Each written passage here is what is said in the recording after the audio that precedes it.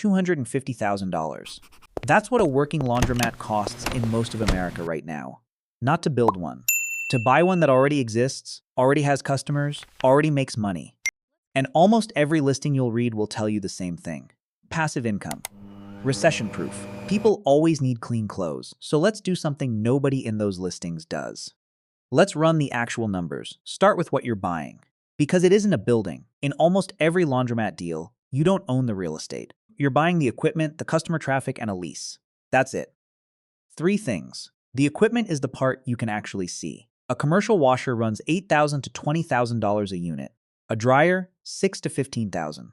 A full replacement package for a mid-sized store, 30 to 40 machines, costs between $180,000 and $400,000. Ride that again, because it's the single most important number in this entire video.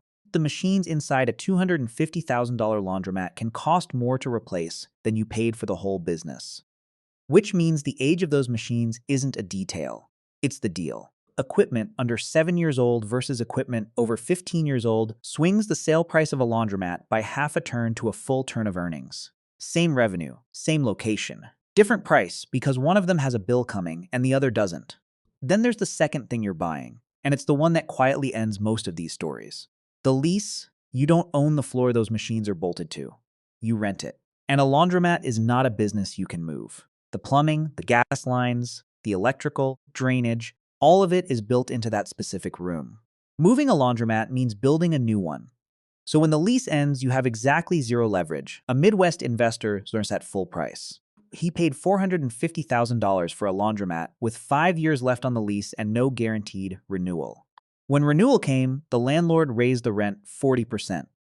He had nothing to negotiate with because he couldn't threaten to leave. Leaving meant abandoning $500,000 of plumbing. He sold at a loss 18 months later. The lease is not paperwork. The lease is the business.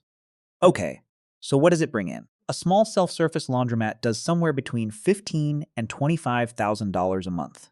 Mid-size, 25 to 40. Add wash and fold and delivery, and you can push past 80,000. But that's not a laundromat anymore. That's a laundry company with staff. For our $250,000 store, let's use $18,000 a month.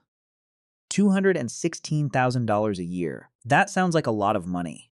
And here's where the entire business turns. Because that number, the revenue number, is the one number the seller controls. And a laundromat is a cash business. Think about what that means. There's no invoice, no customer name, no receipt. A stack of quarters is a stack of quarters. The seller tells you the store does $35,000 a month. How exactly do you check? A Texas buyer didn't. He bought a laundromat on a claimed $35,000 a month. Then he pulled the utility bills and worked backwards, because water and gas consumption tell you how many wash cycles actually ran. And machines don't lie about that. Real revenue, about $24,000 a month, $11,000 a month that didn't exist. $132,000 a year of imaginary profit that he had already paid for. This is common enough that brokers have a name for it. Skim. And it is the single most frequent reason a laundromat sale collapses during due diligence. The rule serious buyers use is brutal and simple. If you can't trace it to a bank deposit or a card processor statement, it's zero. Not probably true. Zero, now the costs. And there's one that dwarfs everything else. Utilities. A laundromat sells hot water and hot air. The entire product. Which means your cost of goods is water, gas, and electricity. And it runs anywhere from 15 to 40% of gross revenue. 15% is a well-run store with modern machines. 40% is a store with 15-year-old equipment that eats water like it's free. That spread, 15 versus 40, is the difference between a good business and a slow bankruptcy. Same revenue. Same rent. Different machines, one operator found out the hard way. Strong revenue, good location, but old inefficient equipment pushed utilities past 35% of gross. The fix wasn't a fix. It was a retool. Over $250,000 of new machines within 2 years of buying.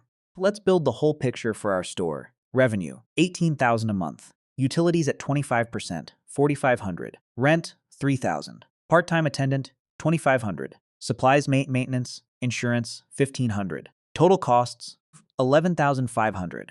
Net, $6,500 a month. $78,000 a year. And on a $250,000 purchase, $78,000 a year is a 31% return. Which, if that were the end of the video, would make this one of the best investments available to a normal person. it isn't the end of the video. Two things are missing from that profit and loss statement. Both of them are missing from almost every laundromat listing you will ever read. First is the machines wearing out. Commercial laundry equipment lasts roughly 10 to 15 years. Our retool costs $250,000. Spread across 12 years, that's about $20,800 a year that you are spending whether you write the check this year or not. It never appears on a seller's profit and loss statement because it isn't a monthly bill. It's a bill that arrives all at once, years later, crude, and it arrives no matter what. Take it out, and $78,000 becomes $57,000. The second is that you probably didn't pay cash. Most people buying a $250,000 business put down $50 and borrow $200, say a 10-year term. And I'm going to assume 9% here. So check the current rate against this yourself, because that number moves. That's about $2,500 a month. $30,400 a year, straight off the top. $26,700. That's what a $250,000 laundromat actually puts in your pocket in year one, after the machines and after the bank. And it's not passive. Somebody has to unclog the drains, chase the guy who broke the coin box, meet the repair tech, mop the floor at 11 at night, and answer the phone when a machine eats someone's $10. If you don't do that, someone else does. And that's another salary out of the $26,000. One absentee owner tried it hands off. Maintenance slipped, the store got dirty, customers left. Revenue dropped about 20% in the first year, call it 25 hours a week of real attention. $26,700 across 25 hours a week is about $21 an hour for a job you paid $250,000 to get. So, is it a bad business? No. And this is the part that gets lost in both directions because the internet only sells you two versions of this. Passive income paradise or scam. It's neither. A laundromat is a real business with real margins that behaves exactly like an asset. And assets reward the person who buys them correctly and punish the person who buys them on a story. Here's what buying it correctly actually looks like. 1. 10 or more years on the lease, with renewal options in writing. Not 5. Not, the landlord's a good guy. 10 in the document. This single term is worth more than any other item on this list. 2. Equipment under 7 years old, or a price that assumes you're replacing it. One or the other. If the machines are 15 years old, you're buying a retool bill with a laundromat attached, and the price has to say so. 3. Card systems, not coin. Not because customers prefer it, but because it creates a paper trail. A card system means the revenue is verifiable, which means you can trust the number. And it means when you sell, the next buyer can trust yours. It's worth a full turn of valuation. 4. Utilities under 25% of gross. Pull 24 months of water and gas bills and check it yourself. This is the one number the seller cannot manipulate, and it is the truest picture of the business you will get. 5. Verify every dollar or count it as zero. Deposits, card processor statements, 2 to 3 years of tax returns. Cash the seller can't document didn't happen. Price it at nothing. Do those 5 things, and a laundromat is a solid, unglamorous asset that pays a real return and sells for 3 to 5 times earnings when you're done with it. Skip them, and you've bought a room full of someone else's worn-out machines, on a lease that ends before you do. A laundromat isn't passive income. Job with a $250,000 entry fee.